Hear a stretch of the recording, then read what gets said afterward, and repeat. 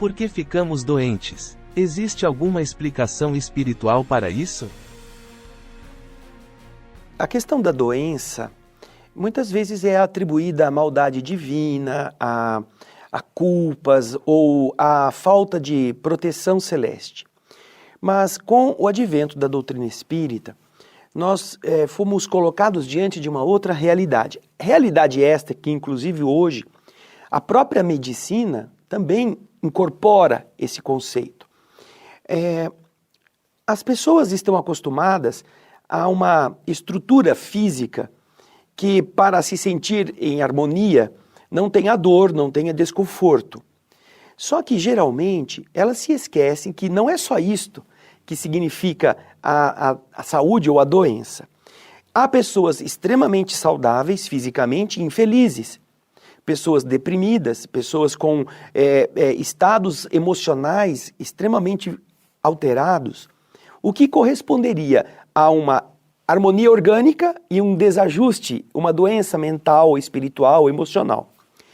Por isso, a doutrina espírita coloca dentro desta visão, que não é só da doutrina espírita, os antigos conheciam esses processos, que atribuem o equilíbrio orgânico ao equilíbrio da alma, e a condição da alma como sendo aquela que mantém o funcionamento orgânico adequadamente.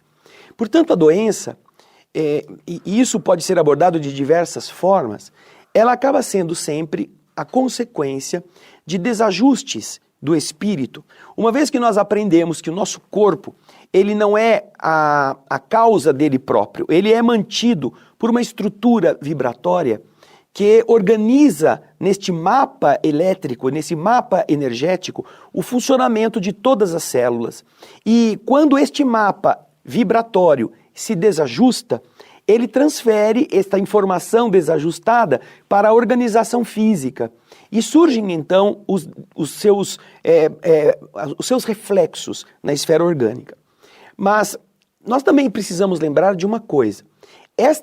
Esse desajuste, esse descompasso, ele se dá pela alteração emocional ou vibratória do ser, como também ele pode ser transmitido de uma época, de uma vida para a outra, como resultado de condutas que não foram adequadas. Quando nós lesamos esta forma, todos os nossos atos, e é isso que a doutrina espírita vem trazer como informação inovadora, como nós temos muitas vidas, quando lesamos a forma, através de condutas, através de excessos, através de abusos, e o corpo de uma existência se adultera pela nossa vontade, pelo nosso desregramento, essa marca se transfere para a nossa estrutura vibratória, como sendo uma herança de nós mesmos. E quando precisaremos usar esta forma, chamada na doutrina espírita de perispírito, para modelar um futuro corpo no útero de uma nova mãe, este defeito, esta alteração, ela vai produzir um novo molde ou uma nova estrutura orgânica viciada pelas adulterações da forma. Ou seja, a nossa conduta atual, ao mesmo tempo que ela tem que enfrentar os equívocos que nós já cometemos no passado, ela também pode gerar doenças novas para o amanhã, como pode ser causa de saúde para os futuros corpos. Mas, além deste fator, nós aprendemos na doutrina espírita que existem necessárias ambiências para o funcionamento orgânico. Por exemplo, se nós tivermos uma intoxicação gasosa, se ao invés de respirarmos o oxigênio, respirarmos outros gases, nosso organismo estará em um processo de desajustes na sua estrutura química, por causa da sua natural inadequação ao ambiente atmosférico aí alterado. Isso vai gerar o quê? Vai gerar uma disfunção que pode produzir funcionamentos equivocados e aquilo que as pessoas vão chamar de enfermidades. Todo o nosso organismo está baseado em um complexo químico harmônico. Então nós temos uma quantidade de água no organismo, precisamos de determinadas formas de limpeza. Se nós nos excedemos em determinados padrões alimentares que são além daqueles que nós precisamos, nós começamos a gerar disfunções para que as células possam trabalhar de maneira correta. Se usamos alcoólicos, por exemplo, se usamos tabaco ou tabagismo, geramos um outro padrão adulterador da normalidade do organismo. E isso vai produzir o quê? Consequências que hoje, para você ter uma ideia, contabilizam que a cada 6 segundos uma pessoa morre por doenças decorrentes do tabagismo. Hoje, a cada 6 segundos. São mais de 6 milhões de pessoas por ano que morrem em consequência de enfermidades decorrentes, não de vidas passadas, não de desajustes do espírito em outras vidas que o perispírito depois transferiu para o molde físico. Não, por excessos atuais. Então, é muito complexa a abordagem completa dentro deste panorama que nós estamos querendo dar do significado da doença. Agora, mais importante é lembrar que nós precisamos adequar nossos hábitos, nossas escolhas de vivências nos nossos ambientes normais, de convivência, de família, de trabalho, nossa emoção e nosso pensamento a atitudes que não sejam apenas de não ter um corpo que sofra, que tenha dores, porque a saúde não é a ausência de doença. A saúde é o equilíbrio que vai do espírito até a célula. Então, existem pessoas que estão já doentes, mas que são mais saudáveis do que pessoas que são fisicamente saudáveis e que estão com problemas de enfermidades internas que ainda não chegaram na estrutura física. Como é o mecanismo dos tratamentos espirituais? Existe uma opinião comum na doutrina espírita? Bom, vamos começar pela segunda parte. No livro dos médiuns, quando Kardec aborda os diversos tipos de mediunidade, ele classifica uma das mediunidades como mediunidade de cura, mediunidade curativa, e explica de uma forma não muito profunda, mas dentro daquilo que é o contexto desta parte em que ele está tratando, ele explica que através da potência magnética, um indivíduo pode transmitir forças para que outro se reequilibre. Aliás, o cristianismo, e antes do cristianismo, a história civilizatória, tem muitos exemplos de alterações biológicas produzidas pela interferência de alguém neste que está sofrendo, possibilitando a sua recuperação. Aliás, esta ação é caracterizada muito facilmente pela conduta amorosa da mãe ao cuidar do filho, do bicho ao lamber a cria, transmitindo, através do afeto, algo que depois veio ser entendido como uma vitalização energética que gera uma reação positiva. Então, a doutrina espírita, ela desde seus primórdios, ela trata desta interação entre o mundo invisível e o mundo visível, através também da transfusão de forças que gera um benefício, como Jesus fez em inúmeras das suas curas. Os fenômenos miraculosos, assim chamados, representam o exercício de uma potência magnética capaz de transformar o estado orgânico daqueles que estavam ali sofrendo, dando-lhes um equilíbrio que poderia ser encarado como saúde, como uma cura. Por isso que a questão curativa faz parte das diversas modalidades mediúnicas que Kardec já aborda no livro dos médiuns. Com relação ao funcionamento, nós aprendemos com a estrutura do ser humano que ele é um complexo elétrico. Ele tem um corpo físico, ele tem um perispírito ou uma região vibratória semimaterial que serve de intercâmbio entre o núcleo, a alma ou a centelha espiritual e a matéria. E este complexo elétrico, Do mesmo modo que ele pode trazer de outras vidas disfunções que podem ser chamadas de doenças, ele pode contrair doenças da conduta desregrada, ou excessiva, ou abusiva na vida física. Uma vez que a saúde é o resultante desse estado de equilíbrio, a ação magnética, ela pode infundir uma energia que beneficia o equilíbrio daquele que está em um processo de desajuste. Seja no ponto físico, seja no ponto vibratório, seja no ponto emocional ou mental. Daí é um recurso da espiritualidade que gera um benefício que vai muito além daquele que as pessoas estão buscando, às vezes, porque estão doentes, querem tomar um remédio e ficar boas. Através da transfusão, seria uma palavra mais adequada. Quando a gente está com anemia, geralmente os médicos recomendam uma transfusão de sangue para você recuperar rapidamente os potenciais biológicos.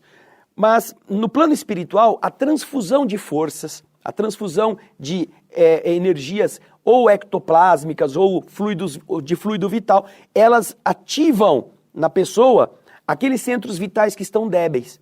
Então essa transformação pode gerar uma predisposição para que o funcionamento orgânico volte ao seu equilíbrio. Agora, além deste modo de transfusão, existe uma outra ação no tratamento espiritual, na cirurgia, que é a ação de chamados efeitos físicos. Através da manipulação de forças da natureza e das forças biológicas que todos nós possuímos, os espíritos podem atuar na matéria, transformando, substituindo células que estão enfermas por células sadias. E com isto, alterando a estrutura genérica daquele órgão, beneficiar a recuperação do equilíbrio de seu funcionamento. Então aí seria o quê? Seria uma ação energética no ponto físico do mundo, os chamados efeitos físicos, a alteração da matéria em si, produzindo, por exemplo, o desentupimento de determinados vasos pode ser obtido através de efeitos físicos dessa natureza. A extração de cálculos que estão comprometendo determinados funcionamentos dentro das leis espirituais que o permitam, podem ser realizadas através desta função. É o médium ou o espírito que realiza o tratamento. E isso que você está perguntando é muito interessante, porque ele vem na sequência do que nós estamos falando. Todos nós, como usinas, nós somos criaturas que temos um potencial elétrico e que nos abastecemos de forças da natureza. Então, nós todos temos condições de transferir um magnetismo, transferir uma energia, fazer com que aquele que está abatido se recupere, independentemente de qualquer interveniência ou interferência invisível. É o magnetismo natural, o magnetismo humano. Esse magnetismo, ele flui das pessoas de uma forma normal. E ele é muitas vezes confundido com sentimentos. Quando você ama ou é amado, você se sente feliz, se sente abastecido, se sente em êxtase. E isto é fruto dessa transmutação, dessa troca magnética. E aquilo que a gente chama de saudade, quando você fica sem uma pessoa que foi embora, ou porque morreu, ou porque mudou-se, ou porque se separou, esta saudade, na verdade, é uma fome. É a fome desse magnetismo natural. Então, esse é o primeiro âmbito daquilo que pode ser usado na transfusão de energia. A energia que alguém que tem um corpo que esteja em maior potencial de doação possa transferir a um outro que não tenha essa mesma vitalidade. Agora, ao lado disto, e para isto não é necessário espírito nenhum, porque essa transfusão não se dá com a presença de entidades invisíveis, basta a pessoa desejar isto. Ao lado disto, nós temos a cooperação da espiritualidade, que, usando dos recursos que ela dispõe, pode atuando naquele potencial de uma pessoa, somar a este potencial o potencial das entidades e multiplicar este potencial para ser aplicado em uma pessoa que esteja enferma. Agora, independentemente, e aí vem o terceiro tipo de intervenção, os espíritos podem fazer isso sem a participação de um encarnado. Podem e fazem, porque os espíritos podem recolher forças vitalizantes do mundo espiritual, da natureza humana, em plantas, em minerais, em outras fontes, e também recolher de pessoas que nem sabem que estão doando magnetismo. E eles, sem a participação de ninguém, podem aplicar essas forças naquelas criaturas que estejam precisando disto. Então existem estas três modalidades que podem ser encontradas nos processos de cirurgia espiritual. O indivíduo sozinho, o indivíduo combinando com a ação dos espíritos e só os espíritos. Como a doutrina espírita entende a intransigência do Código Penal no Brasil, em relação aos tratamentos espirituais? Bem, eu não concordo com essa palavra intransigência da lei brasileira. Eu acho que a lei brasileira está correta. Porque o movimento espírita também não está infringindo, dentro daquilo que ele considera a ação curativa, não está infringindo nenhum cânone legal. O ato médico é atribuição do médico que se preparou para isto. E a doutrina espírita, em momento algum, propugna ou propõe que os médiuns se tornem médicos sem fazer faculdades e possam adotar posturas que são ilegais. Portanto, não há problema para o movimento espírita e mesmo para os espíritos que trabalham com a questão da cura, que o Código Penal tenha colocado isto como um resguardo positivo e necessário, inclusive, para defender as pessoas em desespero dos charlatães, das pessoas que vão ser oportunistas e vão querer ganhar dinheiro, invadindo a esperança das pessoas com um procedimento que é de médicos e não do movimento espírita. Portanto, o espiritismo não tem... Agora, o problema é quando, por questões políticas ou por questões de pressões interesseiras, se possa interpretar a lei para ferir ou perseguir com a força da polícia ou da justiça aquilo que você quer coibir por uma questão de discordância religiosa. Essa é uma questão que nós não temos visto isto, mas que houve tempos em que estas leis eram usadas discricionariamente por pressões religiosas de outros segmentos para tentar desacreditar pessoas que estavam fazendo as coisas bem feitas. Mas o que acontece na visão espírita? A doutrina espírita não compete com a medicina, nunca competiu. Considerando-se que os espíritos que lidam com a doença foram médicos na Terra, eles sabem a ética médica, como deve ser. Eles não estarão utilizando-se de recursos que venham a infringir as concessões legais de uma nação para gerar estas celeumas, quando, na verdade, eles dispõem de recursos que podem ser utilizados sem qualquer infração à legalidade. Portanto, na doutrina espírita, as cirurgias espirituais sequer são chamadas deste tipo, com este nome. Elas são geralmente denominadas de tratamentos espirituais, de ações fluidoterápicas, que não tem nada de violência física, de adulteração química com a ingestão de medicamentos prescritos por quem não tenha condições de fazê-lo, nada disso. Qual é a visão da doutrina espírita em instituições que realizam cortes em tratamentos espirituais? Eu já disse várias vezes, quando fui entrevistado, que eu não sou autoridade para falar em nome da doutrina espírita. Eu sou alguém que procura aprender com a doutrina espírita, que procura vivê-la com os meus defeitos na melhor forma que eu posso, mas eu não tenho como avaliar, em nome da doutrina espírita, aquilo que outros estão fazendo. O que eu posso asseverar aqui é que a doutrina espírita ela tem critérios éticos, ela possui determinados comportamentos e condutas que lastreiam a seriedade com que ela trata das questões que envolvem o mundo físico e o mundo invisível. E dentro destas, nós encontramos o quê? Encontramos a desnecessidade de cortes ou de lesões físicas, porque isso é um ato médico. Isso não é um ato mediúnico. E uma vez que se trata de uma invasão de uma seara que não lhe é própria, a doutrina espírita, ela recomenda que nós tenhamos uma lisura muito distintiva deste critério na vivência das questões dos tratamentos espirituais.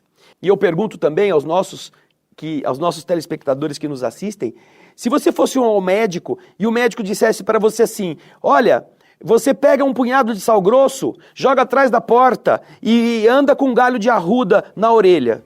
Que ele está fazendo uma coisa que ele não estudou para isso. Você está com um problema gástrico, um problema pulmonar, um problema circulatório, e ele manda você fazer uma mandinga. Quer dizer, ele não está fazendo o que ele devia fazer. Assim, a doutrina espírita respeita todos os que escolhem os caminhos que queiram. Mas isso não quer dizer que a adoção de práticas que são próprias do ato médico estejam de acordo com o que a doutrina espírita propõe. Por isso que o movimento espírita ele tem muito respeito, mas ele tem uma avaliação dentro daquilo que eu aprendi de seriedade a respeito do trato com aquilo que é espiritual e que espiritualmente pode ser tratado pelas entidades. Os médicos espirituais sabem que eles não vão ter bisturi para tratar da pessoa. Sabem que eles não vão ter injeção para injetar coisas. Então por que é necessário fazer isto? Seria para impressionar? Seria para gerar um psicológico mais favorável? Ou seja, seria uma encenação para facilitar a cura? Mas onde estão os processos de merecimento, as ações superiores dos espíritos que tenham poder para atuar nos tecidos sem precisar lesá-los? Então, é por isso que a doutrina espírita trata com essa prudência. Não condena, porque nós aprendemos que todos os que escolhemos com liberdade seremos responsáveis pelas nossas escolhas. Mas ela tem critérios muito estritos para tratar destas questões.